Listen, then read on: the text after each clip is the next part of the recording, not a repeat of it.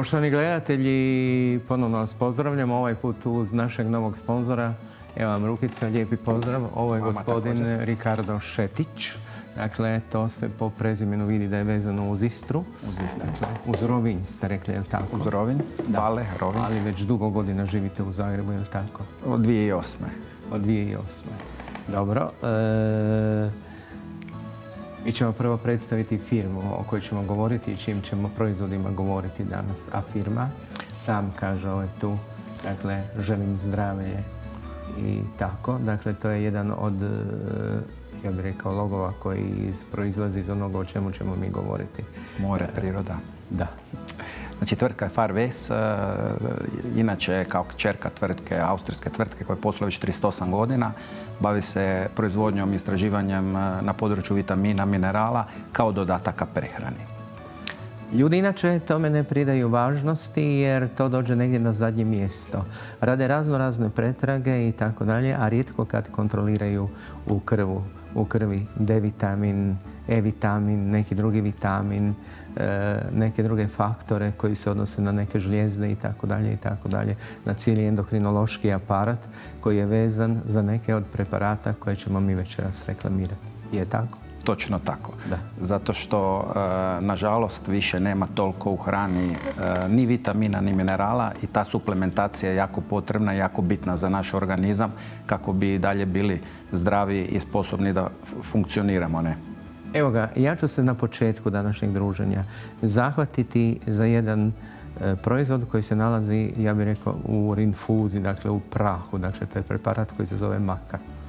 Dakle, on dolazi sa vrhova Anda, odnosno iz Bolivije i Perua današnjeg. Dakle, raste na visokim vrhovima od, ovako, nama malo nepojmljivo, od 2500 metara pa do 4500 metara. I jako je bio važan u povijesti tih naroda koji su, znamo da su to jedne od prvih kultura koje su postojale opće u svijetu, koje su poznavale maku. Nakon toga je maka jednostavno negdje iščeznula lako do nekih, ajde recimo, polovice prošloga stoljeća ili pretprošloga tu negdje, a onda se ponovno počela jačati i dolaziti na ono njezino značenje koje ona zapravo u životu ima. Ja ću vam ukrasti nešto iz usta, a vi ćete reći sve ostalo. Ja ću vam reći ono što je interesantno za mlade ljude iz te make. Dakle, za mlade ljude koji su se oženili, koji ne mogu imati djece i kod kojih je na neki način kriv muškarac. Zato što u njegovom ejakulatu nema dovoljno spermija ili nema dovoljno jakih spermija koji imaju određenu brzinu, jer je i to važno, sve je to važno. Dakle, određenoj kubikaži koja se mjeri mikrogramima i tako dalje. Treba biti određeni broj sposobnih zdravih spermija da bi se moglo uopće dogoditi oplodnja u organizmu, da bi ti spermiji bili jaki, da bi to sjeme bilo kvalitetno i da bi to bio rezultat. Dakle, kad počnete raditi sve pretrage koje vam odredi vaš endokrinolog, odnosno vaš ginekolog koji vodi ženu, jel tako? Jer to obično ide, žena je ta od koje počinje, onda se muškarac nastavlja. Stidljivo ne želi priznati jer ja sam muškarčina i to se meni ne može dogoditi. Jel tako? A svakome se sve može dogoditi. Pa prema tome, između ostalog, kod svoje neplodnosti, kod svog obilaženja ginekologa od Zagreba do Maribora, gdje se nalazi jedan čuveni koji se bavi time i tako dalje, pokušajte ovo. Dakle, pokušajte između ostalog ovo uzeti, prokontrolirajte svoj spermiogram nakon određenog vremena, vidjet ćete da se on promijenio. Ali maka ne koristimo samo za to, maku, nego koristimo i za neke druge stvari. Naravno. Znači, maka povećava razinu energije, uravnotežuje rad hormona, ublažava simptome menopauze i PMS-a, djeluje pozitivno na seksualnu energiju, uz spermiće, pomaže kod nesanice i stresa, povećava tjelesnu izdržljivost, pozitivno utječe na zdravlje srca i krvnih žila, pomaže kod neplodnosti, to ste već jako dobro objasnili, poboljšava pamćenje i koncentraciju i pozitivno utječe na zdravlje kostiju i zubi. Pazite, naš narod će teško priznati da mu nešto od ovih elemenata fali. Ali ono što je manifestno i što se vidi, a to je jako važno i to je bitno. Ljudi ne vole da se neke stvari na njima vide i da se zna o njima, da je on baš taj da ga je na neki način Bog obilježio s nečime, pa prema tome pomozite si na takav način. Tu ćemo se sad odmah nadovezati sa jednom drugom situacijom. Dakle, ovdje je ispisano Farvest, tvrtka, mobitel, e-mail i tako dalje na koji se može kontaktirati. Na ovaj mobitel se mogu dobiti informacije, vrlo vjerojatno. Mogu se dobiti informacije, sve što ljude zanima, slobodno neka nazovu, neka upitaju. Znači, ako se jave, dobit će besplatno i edukaciju, informaciju. Na ovaj mobitel se neko večeras će javiti. Hoće. Dakle, ne zaboravite, molit ćemo našu režiju. Još jedan put broj mobitela 099 310 9900 je broj mobitela na koji možete zvati i sve ovo što bi ovdje bilo bitno, što bi se odnosilo na vas kako bi sebi mogli pomoći sa ovim. Ako ste sebe pronašli u tome, zovete. Sad ćemo preskočiti pa ćemo ići na C-vitamin. Dakle, svi ljudi misle da o C-vitaminu znaju sve, a zapravo znaju šipak. Ne znaju ništa. Malo ili ništa? Većina. U principu ništa. Ljudi su jedino zapamtili iz nekakvih filmova ili nešto gdje su mornari koji su dugo plovili morema imali skorbut kojima su popadali zubi, a za početak se nije znalo od čega. Nisu imali pojma. Dakle, i dan danas da bi vaši zubi bili zdravi i da bi imali kvalitetne zube i tako dalje, taj C-vitamin je jako važan. Važan je na čitav niz mjesta. Ja ću samo spomenuti neka. Dakle, ukoliko imate anemiju, ukoliko u organizmu imate manjak željeza, a nema žene koja nije anemična, dakle, ili je izgubila krv sa menstruacijom, ili je izgubila krv pojačanim menstruacijama, ili jednostavno je tako ograđena i tako biva, da je anemična, da joj je slabo, da je muka, da se ne može kretati, da ne može ovako, da ne može ništa raditi i tako dalje. Pospana, umorna, klonula, malaksala. Sve to posljedica nedostatka C-vitamina koji bi pomogao to željezo koje si uzela sa hranom i koje imaš u organizmu da se ugradi u taj sistem krvnih stanica, dakle u eritrocite i tako dalje, da se tvoj hemoglobin poveća, a da u vrijednostima na onima A4 formularima koje dobiješ kad ideš kod doktora, hemoglobin bude u granicama normale, da hematokrit, da volumen i sve skupa što se odnosi na eritrocite bude ok. Dakle, tu je C-vitamin. Ali ovaj C-vitamin je ovdje puferirani, nešto je posebno i drugačije građen i nije kiseli. Dakle, on ima pH 7,2, ako se ja ne varam, što je jako važno i jako bitno, jer recimo ljudi koji uzmu C-vitamin pa onda ima mučnine u želucu, pa ga boli jer ima pojačanu kiselinu, pa ne može C-vitamin uzeti na prazan želudac, pa onda u narodu uvriježeno mišljenje da se C-vitamin mora jesti svježi, da se ne smije kuhati, što isto nije točno. Može se i kuhati, ali se ta tekućina kad se nešto kuha mora popiti ili mora se od nje napraviti juha ili nešto na takav način da taj C-vitamin uđe u organizam. Današnja hrana koju ljudi uzimaju i koja dugo stoji po raznim skladištima, uskladištena na policama, na ovome, na onome, dakle, gubi taj C-vitamin i ta količina C-vitamina pada i opada i zato ga je najbolje uzeti ovim kapsulama. Točno. Ajde vi dodajte još nešto.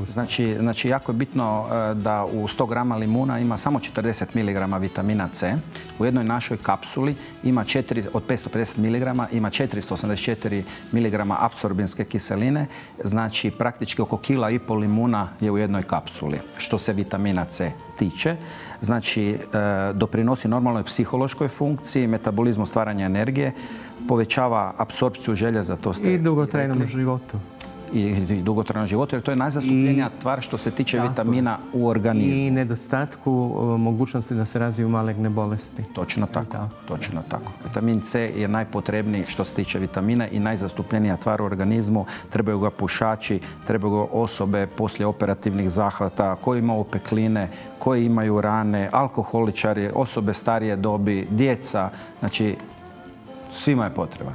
Svima je potreban C-vitamin. Jasno, na ovakav način najbolji. Najbolji jer se apsorbira. Jasno da je dobro jesti svježe voće i povrće i tako dalje, jer to je sve to. Ali u nekim periodima godine toga nema, pa se onda uzimaju iz skladišta koje nije.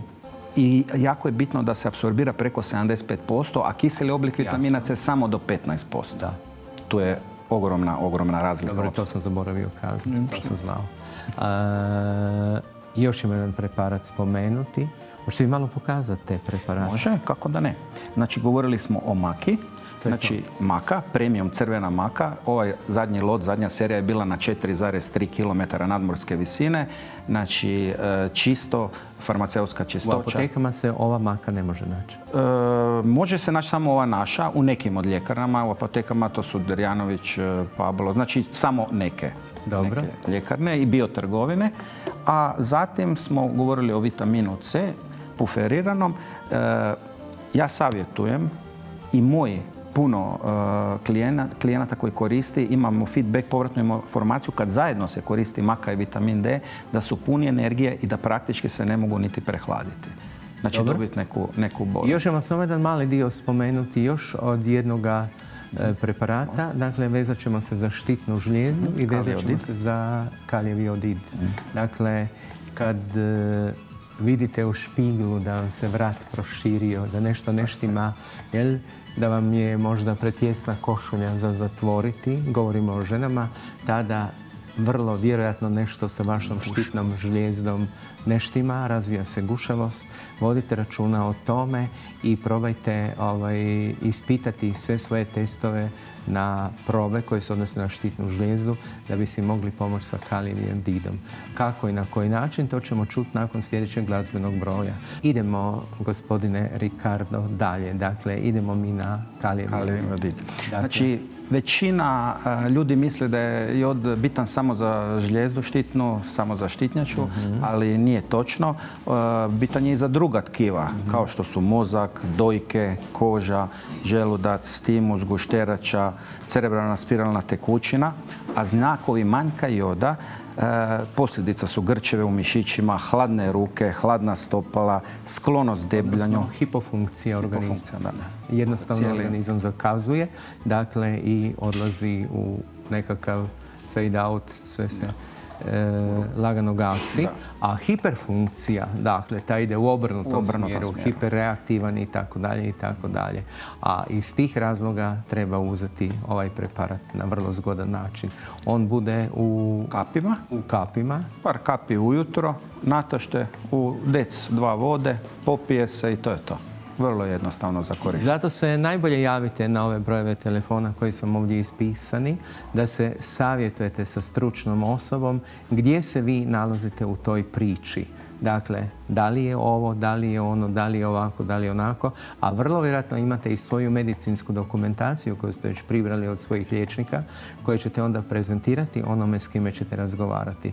Vi ste sam svoj najbolji doktor, dakle, vi znate što treba. Idemo dalje na sljedeći preparat. Sljedeći preparat, možemo jako bitan preparat za ljude, je vitamin D3. Jasno. To je jedini vitamin kojeg možemo sintetizirati, znači, putem sunca. Možemo, ali ide teško. Ali ne ide nikako. Ne ide nikako, zapravo što je ovaj period zimski nekako stalno prekriven sa oblacima, a onaj ljetni moramo mi bježati sa toga sunca, jer možete zaraditi štošta od sunca. Dakle, možete zaraditi kožne karcinome i određene promjene i tako dalje. Ja da ne pričam vlastito iskustvo, ali sam upravo prošao tako. Ali bilo je početak, pa onda se znam zaštititi i tako dalje. Ma da, već faktori 8, 90% apsorpciju smanjuju. Tako da treba koristiti ali suplementaciju. treba i uzimati, jer ti to sunčanje, koliko god bilo, nije dovoljno da upotpuni tu cijelu količinu koju ti treba. Ja znam kad sam bio mali klinac da su svoje djeci davali piti riblje ulje, a radi toga da djeca ne bi razvila rahitična prsa, da ne bi bili rahitični, da ne bi imali grbave noge i tako dalje. A naročito su problem bili oni koji su bili visoki i koji su naglo rasli.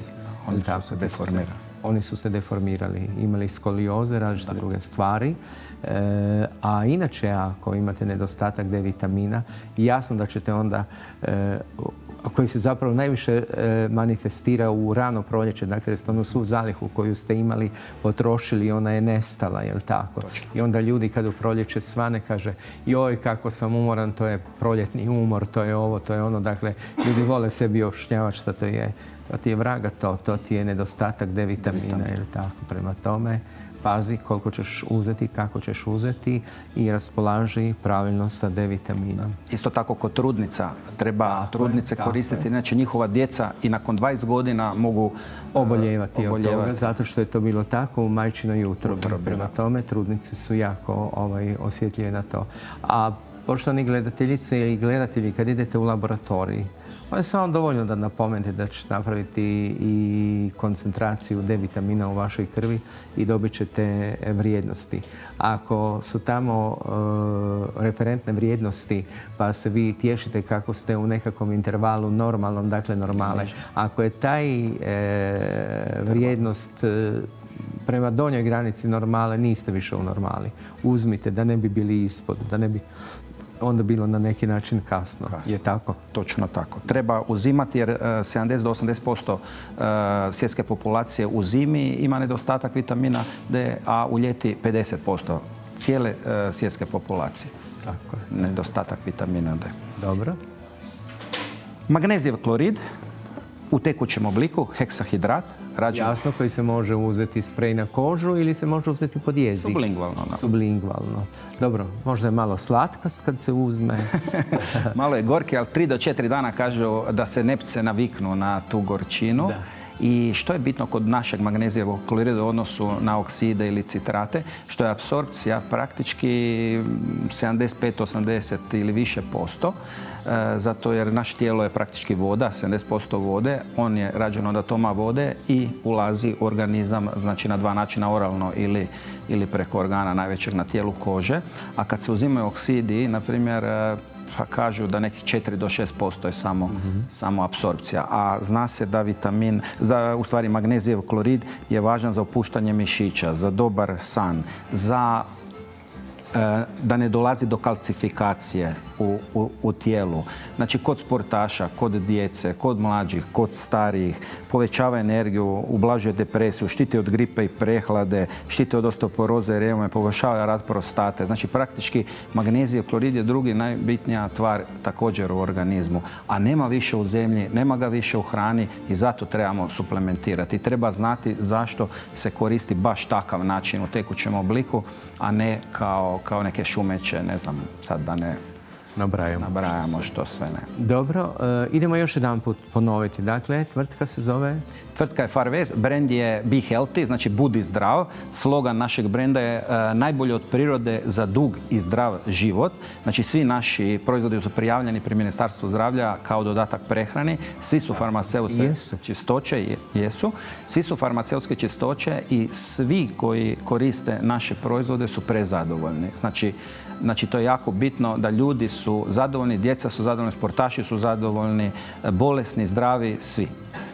Dakle, zapamtite broj telefona koji vam spominjemo, dakle 099 310 9900.